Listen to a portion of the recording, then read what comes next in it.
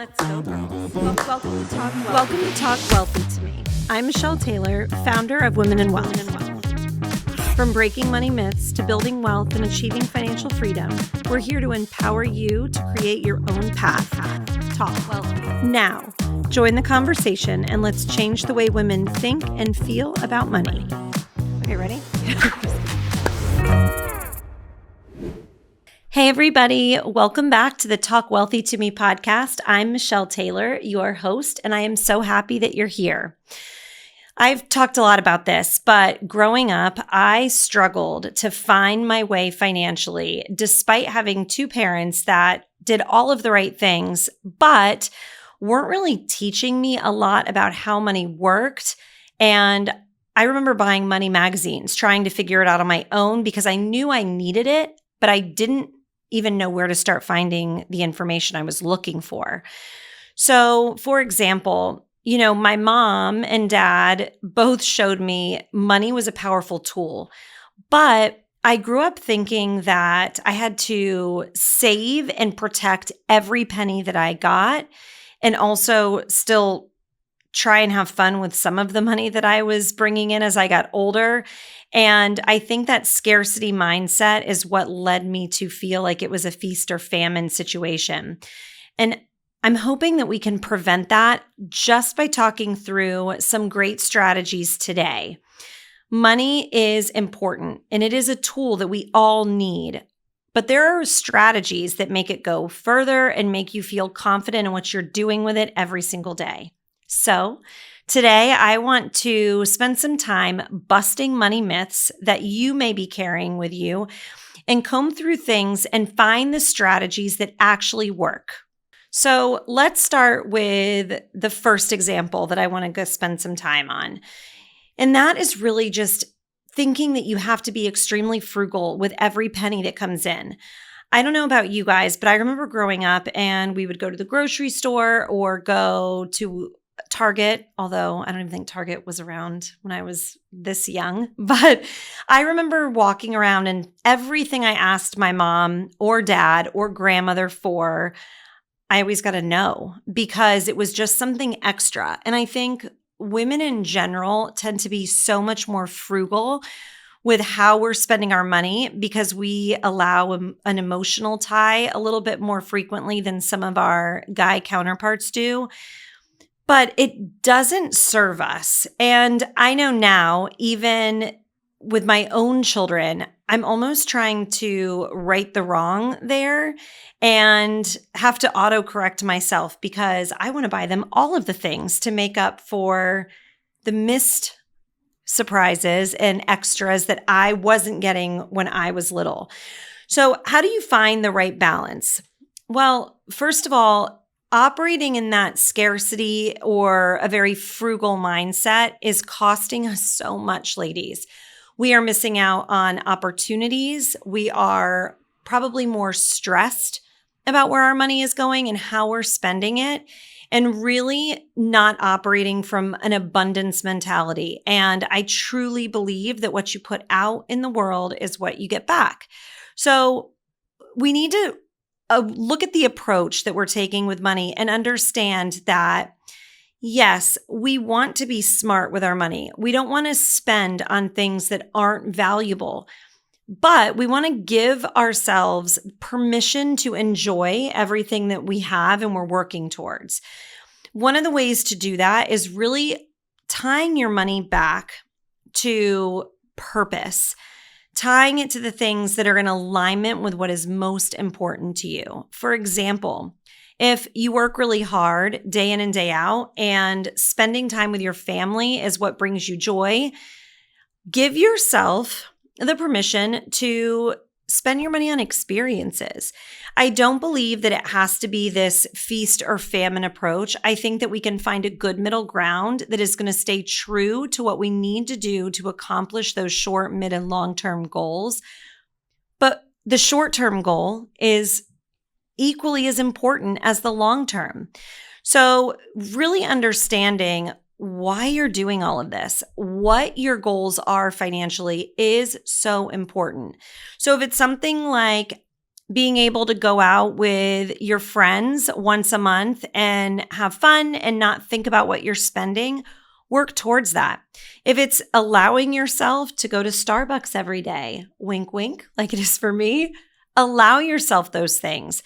Don't put so much pressure on yourself to stick to something rigid and feel like you can't enjoy all of your hard work. I would also say that when you have a plan for your money, looking at those midterm and long-term goals, I can't tell you the amounts of times I've spoken to people and they say, I don't know what the future is going to look like. It's really hard for me to plan when who knows if I'm even going to get there or what that's going to look like. And I totally agree and understand where your point is when you think that way. But I also think that it's really important that we want to set ourselves up for wins in the future. And we don't know what's going to happen, but you should have a good amount of money as a safety net today. And also in those midterm years, 1, 3, 5 years down the road, and then even longer. And I know especially for female business owners, and really any business owner, when we talk about retirement, a lot of times that doesn't resonate. Entrepreneurs don't think about retiring. But having a goal just for when you want to slow down is critical. I would tell you the opportunities that are out there for us are limitless. It's all about partnering with trusted relationships to truly understand the motivation behind what you're building, both today, tomorrow, and in the future, and to learn as much as you can about those different opportunities so that you can take part in them. One of the hard things nowadays is our access to information. I mean, it's never been better. So on one hand, that's great, right? If you have a few extra minutes, you can get a whole education on any topic on social media. But that also can be problematic when we don't know what we're looking for and what our intentionality is behind it. The other thing is finding things that are strategies that make sense for you based on your true plan and not just because an influencer on social media is telling you that you should be doing something without any type of guidance. It is so important, whether it's with somebody like me or another wealth manager, consultant, someone in this space, that we're sitting down and understanding the intentionality, the big 30,000 foot overview of what we want to do with our money and not basing our plans on things that our friends are doing or we're being told to do on social media. If you feel like you are hesitant to do anything, more than likely it's just because there's a lack of understanding, a lack of conviction. And with the right partners in place, you can get all of that and still give yourself money to spend today and money to spend in the future.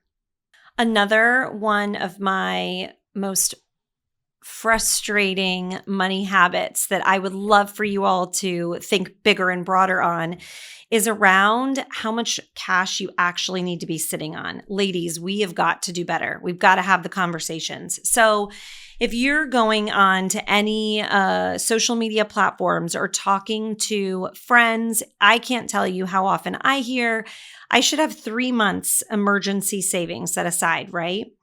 And the answer to that question is always, I don't know. We need more information. And here's why. How much money you have for an emergency truly does depend on what your lifestyle looks like. As I've mentioned before, women are a little bit more likely to have more cash than we need. And again, going back to what I just mentioned, this leads us to miss out on opportunities. Cash is the most expensive place to hold money. I will never get tired of saying that. Inflation coming out of what we just went through, we just got a good refresher on that being true, even if the last decade hadn't proven to be the case.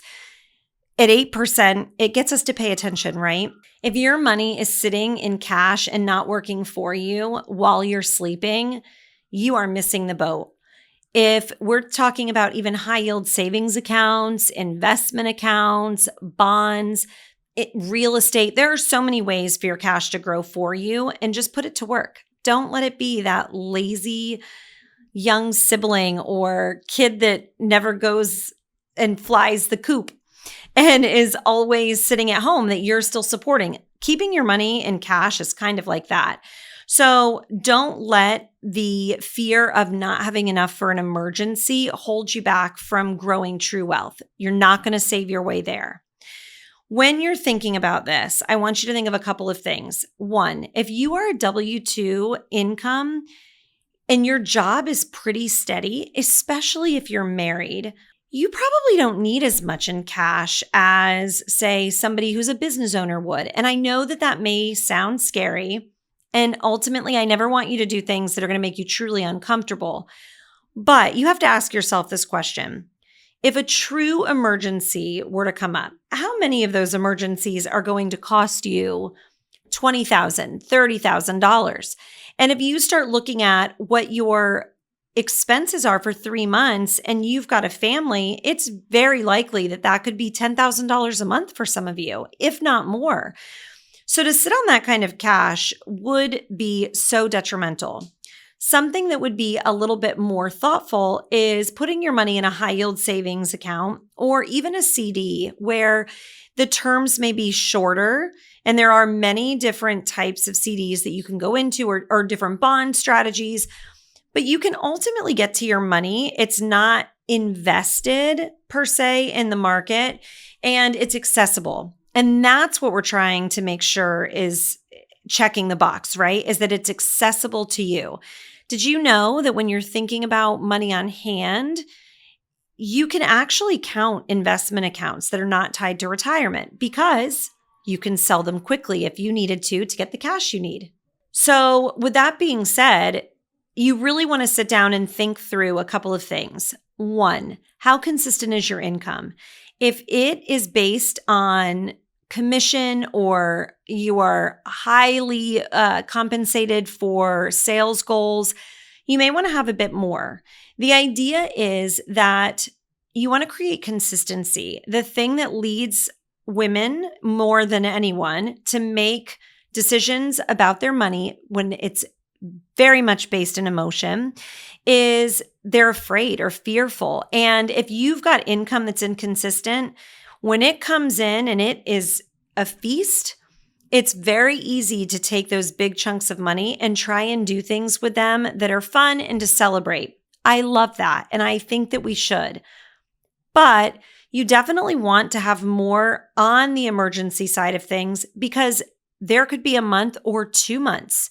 I mean, imagine if you're in real estate and something happens where the market dries up or closings don't go as planned. And now instead of having these sales come through that you can count on, you're having to go into your savings. And that would be an emergency. So I want you to really think through the consistency of your income and how often it's the same. Once you've got that number, then I think that you can kind of play with how many months you actually need to set aside.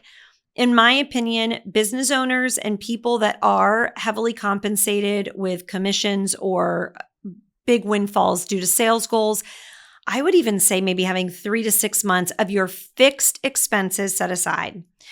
Why did I emphasize fixed? Because on the discretionary side of your spending, if you lost your job or had something going on that was costing you a lot of money, you're not going out and doing the things that you would normally do. You're not taking the trips or going shopping or spending as frivolously as you would have. So as long as we can keep the lights on and keep your bills paid, I'm perfectly comfortable with you having that 3 to 6 months, depending on your situation, sitting in cash.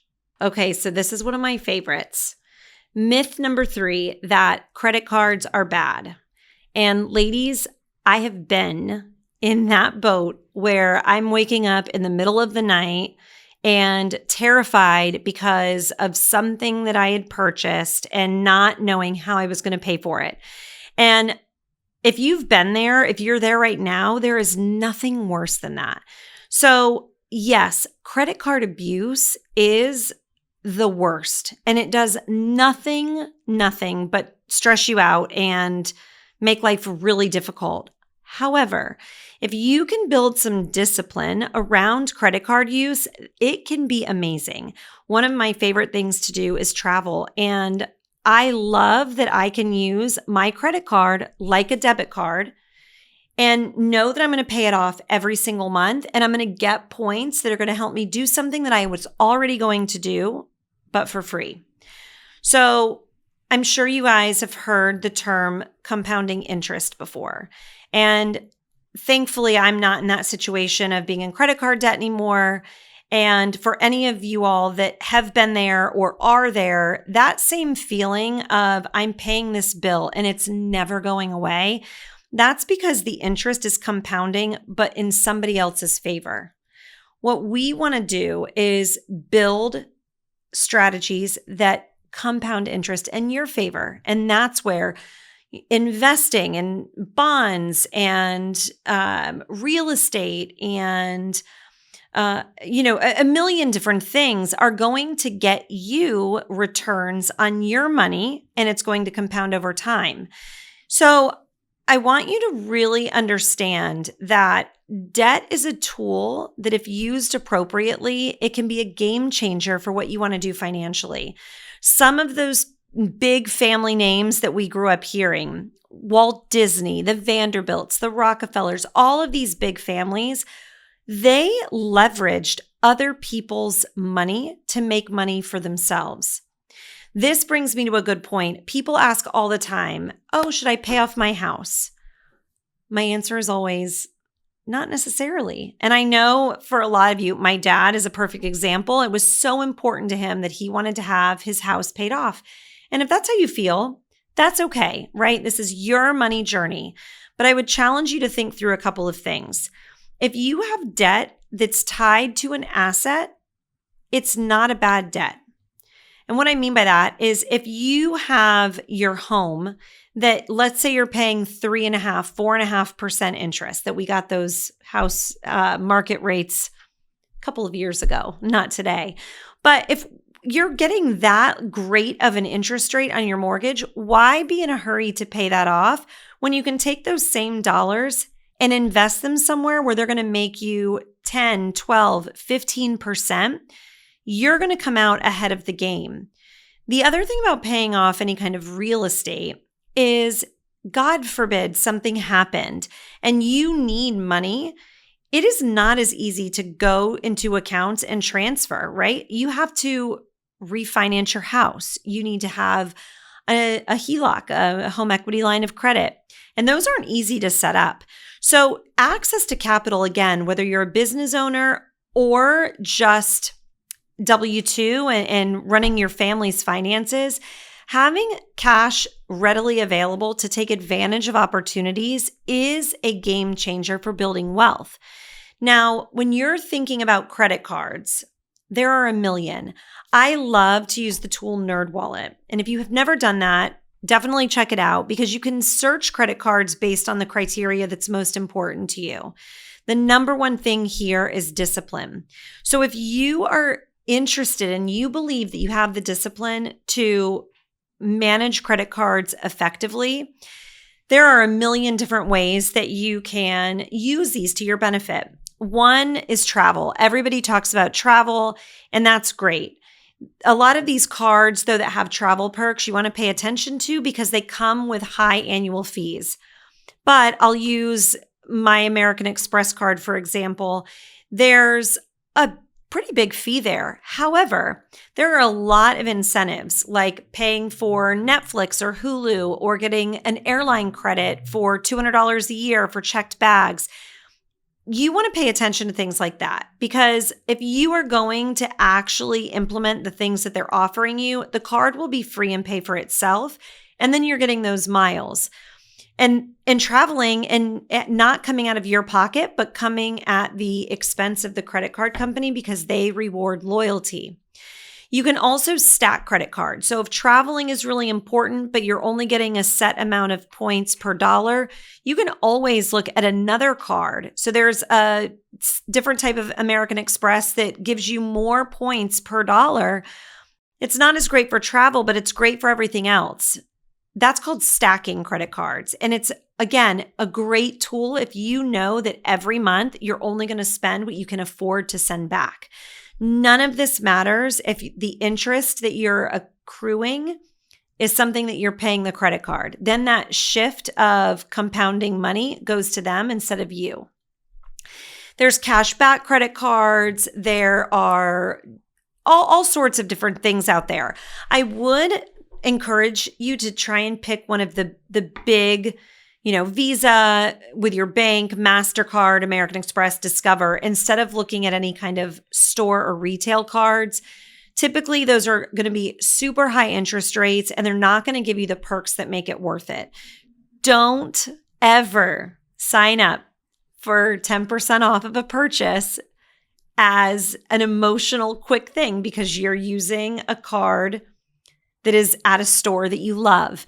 The people at those stores hate me because if I'm ever there with any of my friends or family or nieces, anything like that, and they ask, I'm always quick to say no and just say no confidently so they won't continue to badger you. It's part of their job.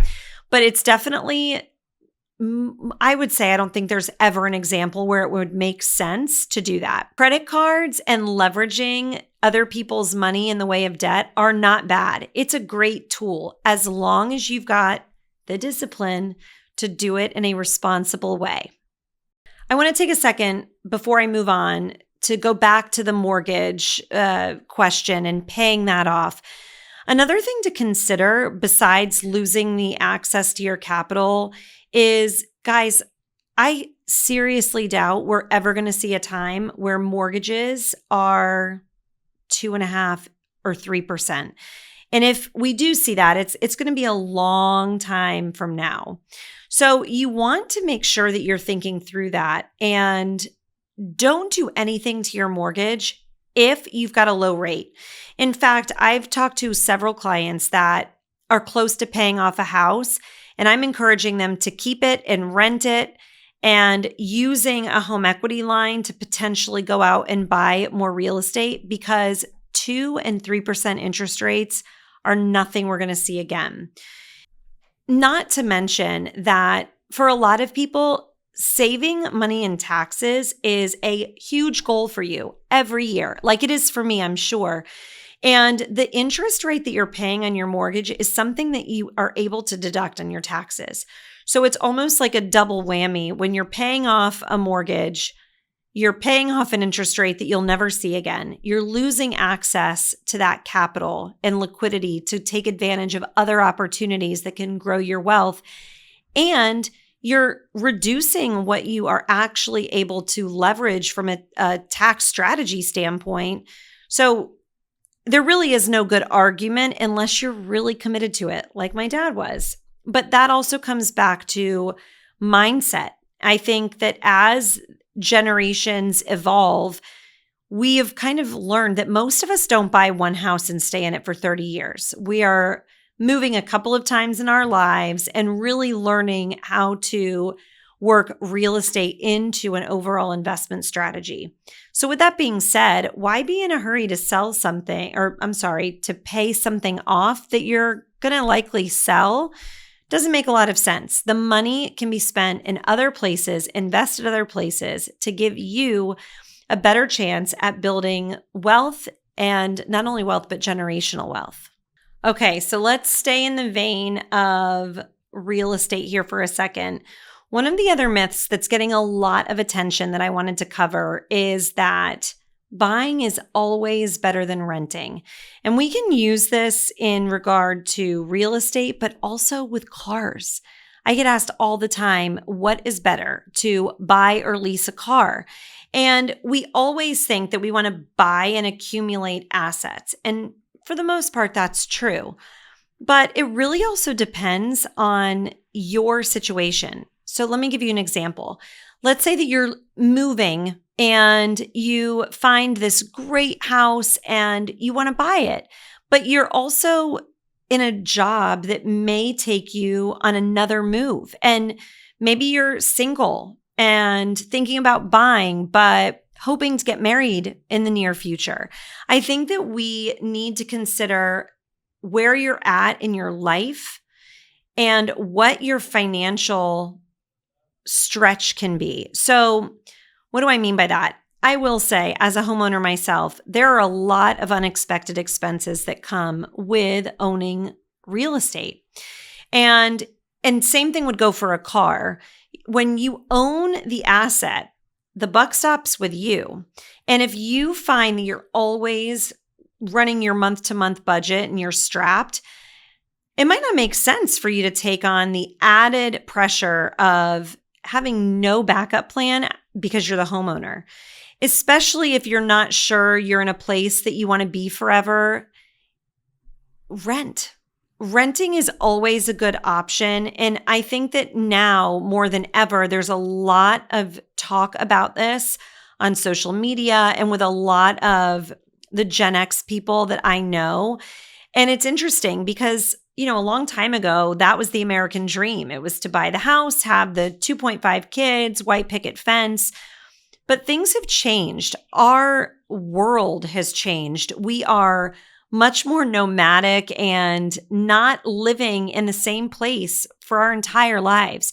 So I think that when you're determining whether you want to buy or rent, you need to think about how long am I going to stay where I'm at? And that could be a situation as well in regards to being single or married. And also, how much extra discretionary income do I have to throw at problems that may arise from owning this asset? Same with going back to the leasing versus buying. Cars are one of those assets that do not hold their value. And it can be really frustrating when you go to sell a car and you realize that you paid way more for it than you're ever going to get from it. I personally now lease my vehicle because it's what's right for our family, but there are definitely things to consider. If you are someone who drives a ton, you don't want to put the miles on it and pay for the overages on miles. That can be a deal breaker. But it is really nice in some leasing situations where you can walk in at year 3 or 4 and turn the keys in and get something new. It's just like with your phone, having that package where you can go in and turn it in to upgrade it. If you are somebody that finds yourself getting antsy and wanting the new and the best, leasing or renting could be the best option for you when it comes to building your wealth.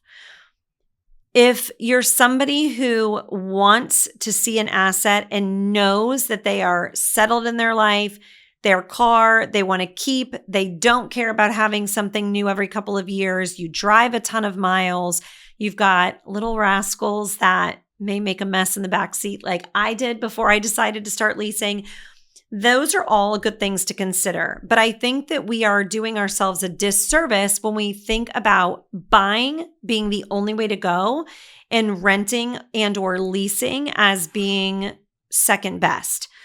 Ask yourself those questions, determine the game plan, and again, go back to your short, mid, and long-term goals and make the best decision for you. But again, it comes back to how much money you have access to and what you want to be doing with your money before you're tying it up with an asset that may not be suitable for where you're at in your life today. Okay, so to wrap all of this up, let's go over these money myths and figure out which ones that we're going to bust. Don't worry about saving every penny. Saving your money does not make you wealthy.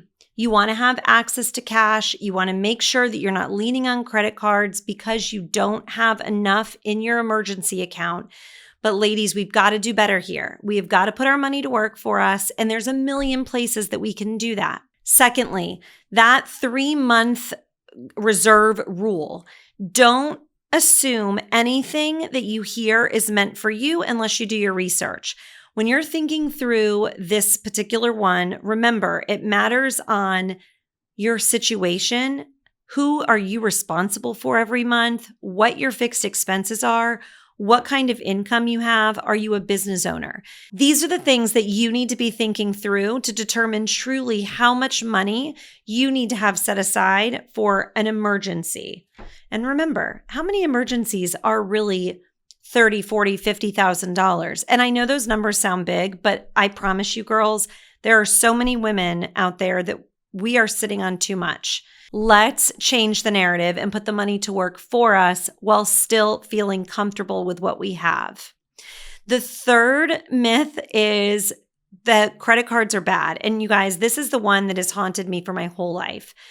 I want to challenge you all to first figure out how to build the discipline around this, because it gives you so much freedom. And I know there's a lot of talking heads out there that will tell you that credit cards are bad. Don't feel just because that's somebody that is talking to the right person, maybe you're not the right person that they're talking to. Credit cards come in handy. They are helpful when you're checking into hotels or renting a car, and they are going to hold those incidentals. Or if you, God forbid, have your identity stolen and someone takes money, man, when you're using a credit card, you're not as worried about it because it's not really the cash. It is your promise to pay. There are a lot of really good reasons to be able to use a credit card, but you never want to do that at the expense of paying interest to another company.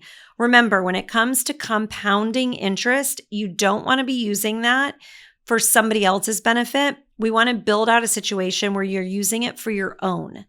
Determine what the most important things are for you, whether that's cash back, whether that's points at restaurants or travel, and go to NerdWallet, for example, and compare credit cards and see what is going to make your life better using somebody else's loyalty rewards. The next thing is the last, and that is renting is never as good as buying. That's just simply not true. And we need to determine, based on the situation that you're in, what works best for your lifestyle. I think that it's so important, and I catch myself saying the same thing in these last 4 points, and that is, this is hard to figure out on your own. And there are a million resources out there, but I think that what we need to do really well is just have these money conversations with other people. So whether it's with professionals, again, like myself or somebody in this industry, your CPA, if you don't have those people, have this conversation with your girlfriends over happy hour or with somebody that you know that's a peer that's doing really well. We all have so much life experience to share and good tidbits to share with each other. We're just not talking about them. So let's change that together. Not only is talking about these things important, but really spending some time and doing some self-reflection to figure out where these behaviors come from is so important. And I'm speaking from experience. I know that growing up, as I mentioned, my mom, I watched her manage every part of our household down to the penny. And my dad spent much more frivolously, but it wasn't always in the best way because he was an entrepreneur and it could be scary to do so. So I learned 2 extremes, right? And I think that it was really hard for me to understand that money cannot be approached as a scary topic. And I grew up thinking of it always being scarce until it wasn't. And then I went away to college and made terrible money decisions because, like I mentioned in the very beginning of the episode, what I try and do for my kids, I was trying to do it for myself too. I was abusing credit cards, not making good choices, and waking up in the middle of the night. And I understand now the importance of the girl that was doing that and why she was doing that. I just wish that I had discovered it sooner rather than later. So I would challenge any of you listening to examine and evaluate your emotional ties to money and any of the ones that don't serve you or feel negative, especially when it comes to building lifelong wealth. Spend some time in that and figure out why you feel that way and how do you unpack it and move past it. That's the only way that you can ever feel like you have a fresh start and make your money work for you. So with that being said, let's wrap this up. I would love for you all to share your favorite money myths, and let's debunk those the next time. As always, thank you so much for joining, and like, share, subscribe, and bring as many friends to listen as you possibly can, because where there are more of us, there are better conversations. Let's change the way women think and feel about money together. Until next time.